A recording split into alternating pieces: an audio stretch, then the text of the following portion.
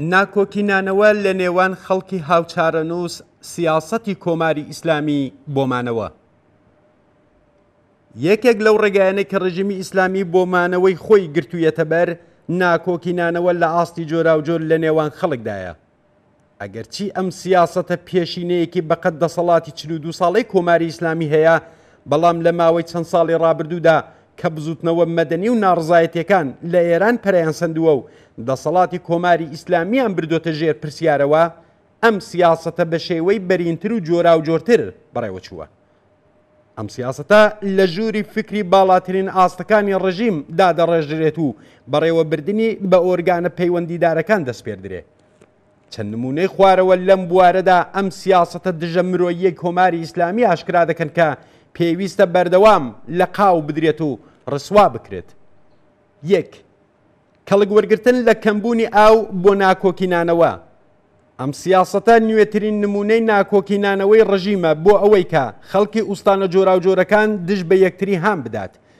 بۆ نمونە بەپێی گەڵاڵەی کارناسی نەکراوەکان حەقابەی کەشاوەرزانی ئیسفەهان بە کەشاوەرزانی یەزد و کرمان دەدەن تا ئەوان هاوچارە نووسی خۆیان لەبیر بکەن و بێئاوی خۆیان بخەنە ئەستۆی کەشاوەرزانی هاوسایان. هاوکات مۆرە مەحەلیەکانی ڕژیمیش تەپڵی ناکۆکی لە نێوان خەڵکی هەردوو ئوستانەکە دەکوتن. دوو، خوڵقاندن و توندکردنەوەی ناکۆکی ئاینی. ئیمامانی جومعە و پەرەپێدەرانی ئاینی شیعە هیچ دەرفەتێک بۆ هاندان و ئاژیتاسیۆن لە مەمبەری مزگەوتەکانەوە دژ بە باوەڕی کەسانی سونی مەسەب لەدەست نادەن و هەوڵ دەدەن مەلا سونی مەسەبەکان ناچار بە کاردانەوە بکەن. لە حاڵێکدا کە پتر لە 1 ملیۆن کەس لە پەیڕەوانی مەسەبی سونی لە تاران دەژین، لە 3000 مزگەوتی ئەم شارە تەنانە 1 مزگەوتیش بۆ پەیڕەوانی ئەم ئاینە تەرخان نەکراوە. لە چالاکی سەلەفیە توندڕەوەکان لە شارەکانی کوردستان چاوپۆشی دەکەن تا بەڵکو و ئاگری شەڕ لە نێوان خەڵکی چەپ و سێکولار و سەلەفیەکان داگیرسێت. سێ، هەوڵ بۆ ڕوبەڕووکردنەوەی خەڵکی نەتەوە جۆراوجۆرەکان دژ بە یەکتر. لە خوزستان خەڵکی مەحەلی عەرەب دەخەنە بەرامبەر خەڵکی فارزمان و لە ڕێگەی داسەپاندنی هەژاری و بێمافی زیاتر بەسەر خەڵکی عەرەب بەستێنی ناکۆکی و گرژی نەتەوەیی و زمانی دەخوڵقێنن. لە ئازەربایجان چاوپۆشی لە چالاکی گروپ یان تورکیستەکان دەکەن تا خەڵکی تورک بخەنە بەرامبەر خەڵکی کورد و باقی نەتەوەکانی دیکە. پەیامی ئەم سیاسەتەی ڕژیم بۆ خەڵکی ئێران ئەوەیە کە لە ترسی توندبوونەوەی ئەم ناکۆکیە قەومیانە و بە لیبی بوون و بە عێراقی بوون و بە سوورەیی بوونی بارودۆخی ئێران باشتر وایە کە لە ماڵەکانتاندا بمێننەوە بەوەی کە هەتانە ڕازی بن تا تووشی ڕۆژگارێکی خراپتر نەبن. ئەو پەڕی ئەم سیاسەتە کۆنەپەرستانە و مەترسیدارە لە کوردستان و ئازەربایجان بە تایبەت لەو شارانە بەڕێوە دەچێت کە بە درێژایی مێژوو خەڵکی کورد و تورک لە پەنای یەکتر لە ئاشتیدا ژیاون.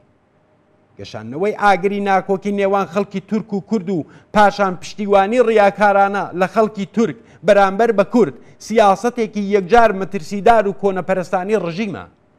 سیاسەتێکە لە ساڵی 58دا شەڕێکی خوێناوی لە شاری نەغەدە هەڵگیرساند و خوێنی زۆر کەس بە ناڕەوا لەم شارە ڕژا و کوشتاری بە کۆمەڵی خەڵکی دوو گوندی قارنێ و قەڵاتانی لێکەوتەوە.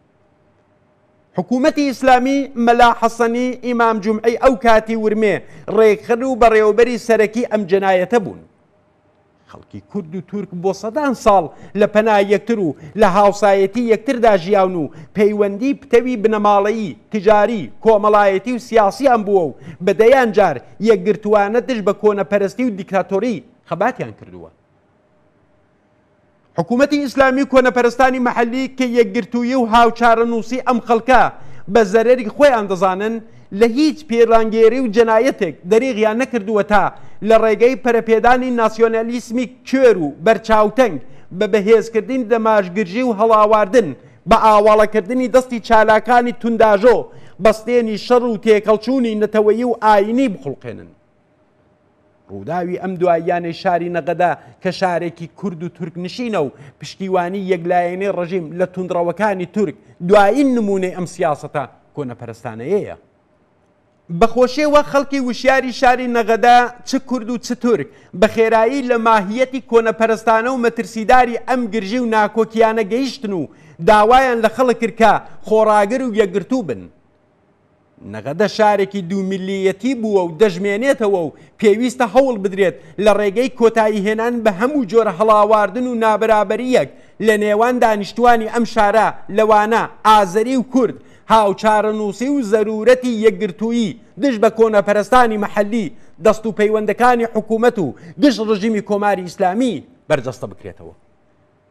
بێگومان سیاسەتی کۆنەپەرستانەی شەڕ و ناکۆکینانەوە لە نێوان خەڵکی ئێران لەلایەن ڕژیمی ئیسلامیەوە لەگەڵ شکست بەڕەو ڕوو دەبێتەوە و ئێمە بەخۆشیەوە شایەدی سەرهەڵدانی ئەم ئاستە لە وشیاری و شعوری کۆمەڵایەتی لە نەغەدە بووین.